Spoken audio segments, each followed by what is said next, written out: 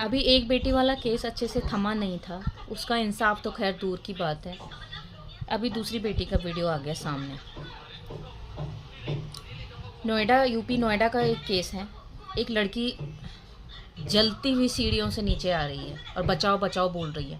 छोटी सी क्लिप आई है मेरे सामने, अभी मैं फेसबुक देख रही थी तो छोटी सी क्लिप आ रही है सामने और कई वीडियो में आ गई है। उनकी बहन भी है, जो दो बहनें एक ही घर में ब्याई हुई थी, तो छोटी बहन ने बनाई है वो शायद क्लिप, और जलती हुई आ रही है। पहले तो छोटी सी वीडियो ऐसी है कि उसका पति और उसकी सास उसको मार रहे हैं, बाल पकड़ पकड़ के मार रहे हैं, छोटा सा है, बहुत ही कम सेकंड का।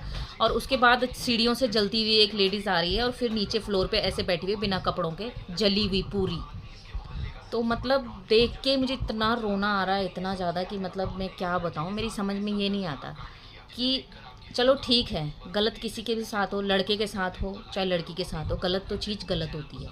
चाहे वो शादीशुदा लड़कों के साथ हुई हो बात, चाहे शादीशुदा लड़कियों के साथ हुई हो बात, चाहे अनमैरिड लड़कियों के साथ, गलत जो चीज़ है गलत है। कभी ऐसा नहीं बोलना चाहिए कि यहाँ लड़कियाँ सदियों से मर रही थी, अब लड़के मर रहे हैं तो क्या हो गया, वो बात अलग है। लेकिन जो इंसान गलत है उसके साथ गलत होना, जो इंसान सही है उसके साथ क्यों गलत होता है। ठीक है, वो लड़की 7-8 साल से अपने शादी के बाद जो भी है तब से सहन कर रही थी सब कुछ, उसको उसके साथ मार पिटाई हमेशा ही होती थी, जैसे उसकी छोटी बहन बोल रही है। और उनके कई बार उनकी सुलह भी हुई है। घर वालों ने और समाज ने ये समझाया कि जब उन्होंने माफ़ी उफ़ी मांगी ससुराल वालों ने, तो समझाया कि ससुराल में ही रहो, वहीं मरना होता है, वहीं जीना होता है। तो भाई मैं सभी माँ बाप से ये कहना चाहती हूँ कि ये मत बोला करो अपनी बेटियों को कि वहीं मरना है तुमको।